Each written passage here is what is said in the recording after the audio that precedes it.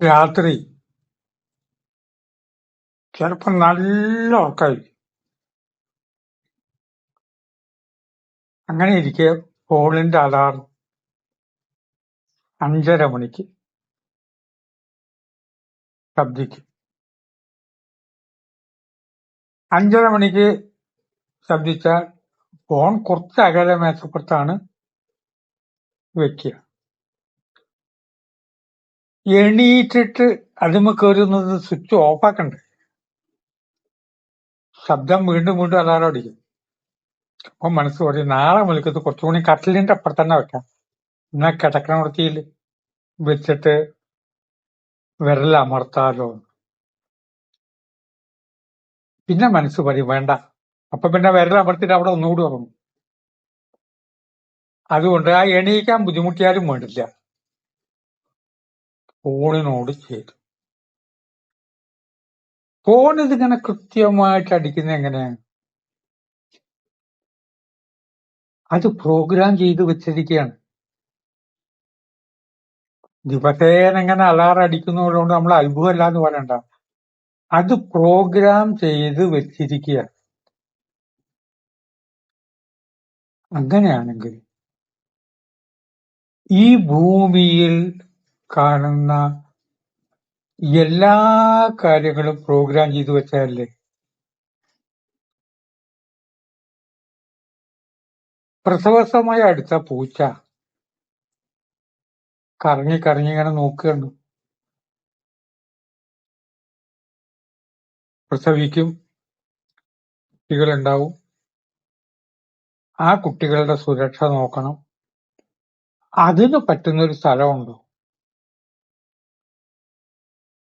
ഇടയ്ക്ക് എന്റെ മുറിയിൽ വരും, പുസ്തകങ്ങൾക്കൊക്കെ നോക്കും. നോക്കിയിട്ട് അതിന്റെ മുഖത്തൊരു കണ്ണുകൾ നിരാശ. പ്രസവിക്കാൻ പറ്റുന്ന സാഹചര്യമല്ല, എന്റെ കുട്ടികൾക്ക് സുരക്ഷ കിട്ടില്ല. ആര് പഠിപ്പിച്ചു? പക്ഷികള് കൂട് കൂട്ടാൻ വേണ്ടി നോക്കി പറഞ്ഞു നടക്കും. ഓരോ സ്ഥലവും നോക്കുമ്പോ ചിന്തിക്കും ഇവിടെ ശരിയാവില്ല. ശരിയാകുന്ന സ്ഥലം കിട്ടാൻ നോക്കണം. അവിടെയാണ് കൂട് കൂട്ടുന്നത് പക്ഷികൾ. ആ പക്ഷികൾ കൂട് കൂട്ടുന്നതിന്റെ ഇടയ്ക്ക് ഒരു കാര്യം കൂടിയുണ്ട്. ആ കാര്യം ഈയിടെ പക്ഷികളെ കുറിച്ച് പഠനം നടത്തുന്ന ഒരു ഗ്രന്ഥത്തിൽ വായിച്ചതാണ്. ആൺപക്ഷി കൂട് കൂട്ടാൻ വേണ്ടി നടക്കുമ്പോ ആ പെരപ്പണി കാണാൻ വേണ്ടിയിട്ട് പെൺപക്ഷി വരും. പെൺപക്ഷി വന്നിട്ട് ആ കൂട് എങ്ങനെയുണ്ട്, സൗകര്യം ഉണ്ടോ എന്നൊക്കെ നോക്കും. അങ്ങനെ സൗകര്യമുണ്ട്, നല്ല കൂടാണ് എങ്കിലേ ആൺപക്ഷിയായിട്ട് ചങ്ങാത്തം ഉണ്ടാവുകയുള്ളൂ. ഇപ്പൊ തന്നെ പുതിയ ലേറ്റസ്റ്റ് കല്യാണത്തിന് മുമ്പേ വരന്റെ വീട് കാണാൻ പെൺകുട്ടികൾ പോകുന്ന ഒരു സിസ്റ്റം തുടങ്ങിയിരിക്കുന്നു.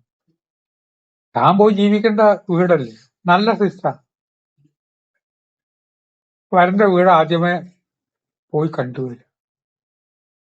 ഈ പക്ഷികളുടെ ഇടയിൽ ഇത് എങ്ങനെ പ്രോഗ്രാം ചെയ്ത് വെച്ചിരിക്കുന്നു?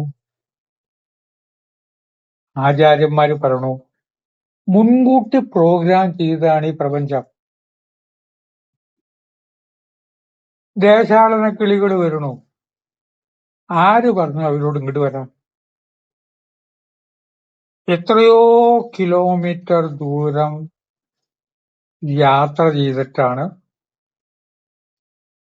കടലുണ്ടിയിൽ വരുന്നത്. അതില് കുട്ടികൾ ഉണ്ടാകണു, അവര് താമസിക്കുന്നു, ജന്മസ്ഥലത്തേക്ക് മടങ്ങി പോണു. കുട്ടികൾക്ക് സന്തോഷം. അച്ഛന്റെ അമ്മയുടെയും വീട് കാണാൻ പോവുക. നിരീക്ഷിക്കുന്ന വ്യക്തികൾ പറഞ്ഞ ഒരു കാര്യം, എന്നെ അത്ഭുതപ്പെടുത്തിയത്. അച്ഛന്റെ വീട് കാണിച്ചു കൊടുക്കാൻ വേണ്ടി ആദ്യം മുൻപേ പറക്കുന്നത് പുതുതായി ജനിച്ച കുട്ടികളാണ്. മനുഷ്യ കുട്ടികൾക്ക് പറ്റുമോ?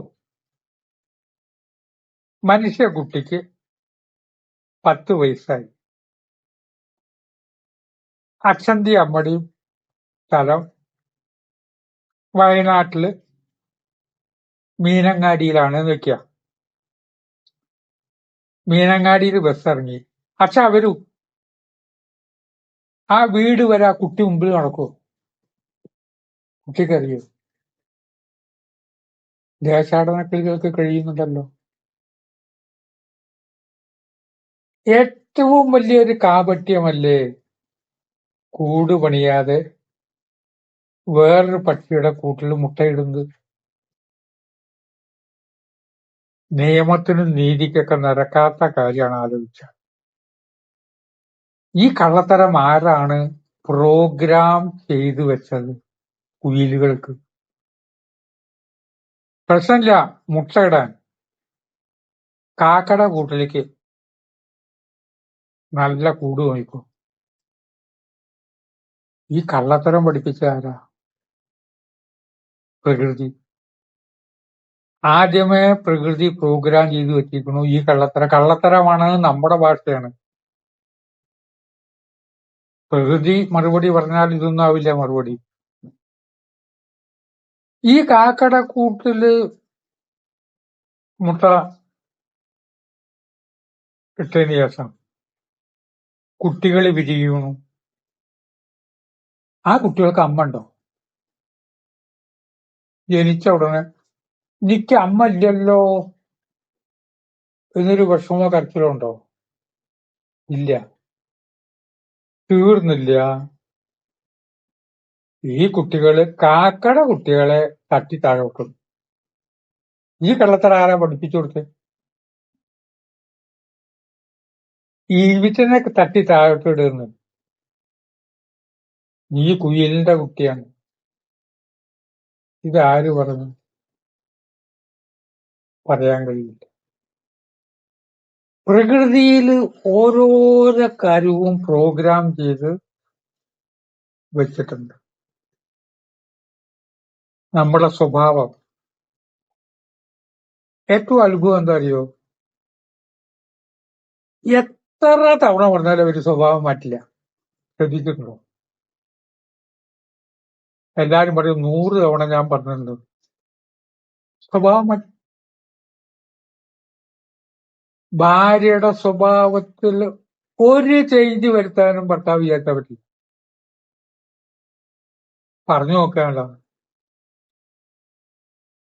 ഭർത്താവിന്റെ സ്വഭാവം പ്രോഗ്രാം ചെയ്ത് വെച്ചിരിക്കുക. പറഞ്ഞിട്ട് കാര്യം. നമ്മളുടെ പല കാര്യവും ആദ്യമേ പ്രോഗ്രാം ചെയ്ത് വെച്ചതല്ലേ. മൈക്കിന്റെ മുമ്പിൽ സംസാരിക്കുന്ന പോലെയാണോ വിഷ്വൽ മീഡിയയിൽ സംസാരിക്കേണ്ടത്? ആ ക്യാമറ കൈകാര്യം ചെയ്യുന്ന വ്യക്തി എന്നെ എപ്പോഴും ചീത്ത പറയും. ഒന്ന് ഇതിലേക്ക് നോക്കണം. നിങ്ങൾ അവിടെ നിൽക്കുന്ന ആളെ നോക്കരുത്, അങ്ങോട്ട് നോക്കരുത്, ഇങ്ങോട്ട് നോക്കരുത്. എന്തിനാ തലയൊന്ന് താക്കിയേ? ആളുകൾ വിചാരിക്കുക എന്തെങ്കിലുമൊക്കെ നോക്കി വായിക്കുകയാണെന്നല്ലേ വിചാരിക്കുക. തലകർക്കുന്നത് ജന്മശീലം. ഓരോ തവണ അത് കേട്ടാലും ഒരു മാറ്റവും ഇല്ല. പല കാര്യവും ഭാര്യ ചീത്തറിയും.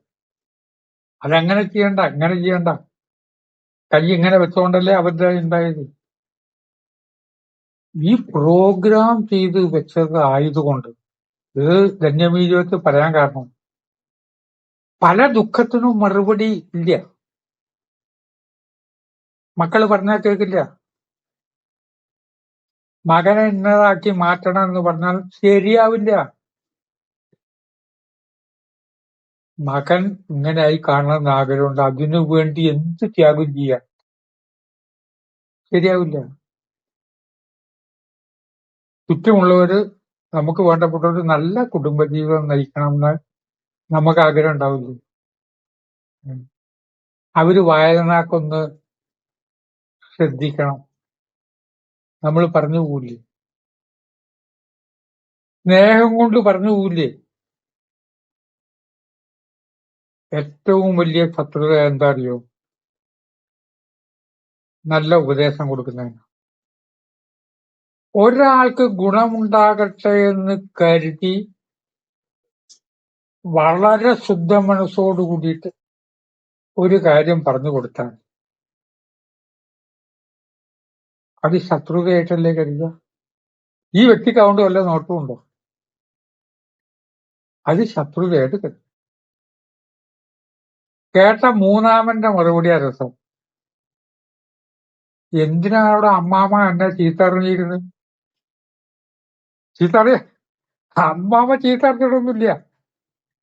നീ ഇന്ന സ്ഥലത്തേക്കാ പോണത്, കുട എടുത്ത് പോയിക്കോ, അവിടെ ഇപ്പൊ മഴ ഉണ്ട്. എനിക്ക് കുടയൊന്നും വേണ്ട, ഇവിടെ മഴ ഇല്ല, ഇവിടെ മഴ ഇല്ല, അവിടെ മഴ ഉണ്ട്, ഈ പോണ സ്ഥലത്ത് എത്രേ പറഞ്ഞോട്ടുള്ളൂ. ചീത്ത പറഞ്ഞു. ചിന്തിച്ചു നോക്കിയാൽ പല ദുഃഖങ്ങളും ഉണ്ടെങ്കിൽ പ്രകൃതി എല്ലാം പ്രോഗ്രാം ചെയ്ത് വെച്ചിരിക്കും. ധന്യമേ ജീവിതം ആദ്യം റെക്കോർഡിംഗ് ആയിട്ട് കേൾക്കണവർക്ക് പറയുന്ന ആൾക്ക് ഇനിയിപ്പോ ഇത് പറയാൻ പാടില്ല എന്ന് പറയാൻ പറ്റുമോ? അത് പ്രോഗ്രാം ചെയ്തില്ലേ? അത് ഓണാക്കി കഴിഞ്ഞാൽ ഈ തവണ പറഞ്ഞത് മുഴുവൻ ആ എപ്പിസോഡിൽ വരുന്ന പോലെ വിശാലമായ ഒരർത്ഥത്തിൽ ചിന്തിച്ചാൽ തെണ്ടി നടക്കുന്നവരുണ്ട്, ഒരു പണിയെടുക്കാതെ നടക്കുന്നവരുണ്ട്, എന്തെങ്കിലും ഒരു ജോലി ചെയ്യുക പറഞ്ഞാൽ കേൾക്കാത്തവരുണ്ട്. പ്രകൃതിയിലേക്ക് നോക്കുമ്പോൾ ഈ അലാറത്തിന്റെ കാര്യം പറഞ്ഞാൽ എല്ലാം പ്രോഗ്രാം ചെയ്ത് വെച്ചിരിക്കുന്നു. അത് ശരിയല്ലേ എന്ന് ചിന്തിച്ചു വാക്കുകൾ സംഭരിക്കുന്നു. നമസ്കാരം.